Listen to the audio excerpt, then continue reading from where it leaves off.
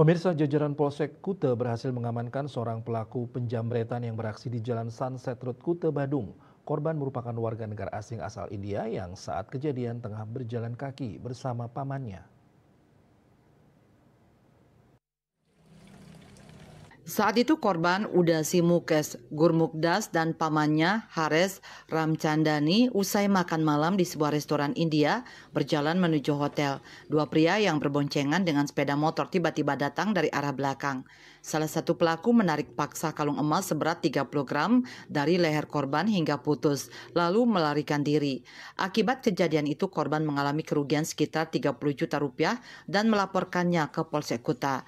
Tim Opsnal Polsek Kuta bergerak cepat melakukan penyelidikan. Berdasarkan informasi yang dikumpulkan, polisi berhasil mengamankan seorang pelaku berinisial IKD di kawasan Jalan Sunset Road Kuta. Kasus jamret ini sudah sering terjadi di Polsek Kuta, di wilayah hukum Polsek Kuta, karena memang di sini memang lokasi pariwisata yang memang para pelaku ini mengincar para turis dari luar negeri, bahkan terkadang dari dalam negeri. Namun sering korbannya ini adalah para WNA. Ini dilakukan oleh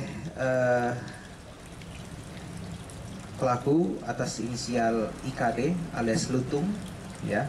Pelaku ini sering beroperasi di Jalan Sunset Road, ya, Kuta Badung, di mana dalam kasus ini pelaku ya melakukan ataupun menarik paksa kalung, ya, di hingga putus, ya, di dalam TKP, di mana korban pada saat itu mengalami kerugian kurang lebih sebesar 30 juta. Nah, uang hasil kejahatannya itu, ya, dia belikan motor NMAX yang dia gunakan juga untuk melakukan aksi kejahatan, ya. Setelah dia melakukan itu, dia membeli motor NMAX yang digunakan untuk mengambil kejahatan. IKD warga Karangasem itu mengaku menjamret kalung emas korban dengan tujuan menjualnya dan menggunakan hasilnya untuk memenuhi kebutuhan sehari-hari. Kini menjalani pemeriksaan intensif di Mapolsek Kuta. Raiswantara, Bali TV.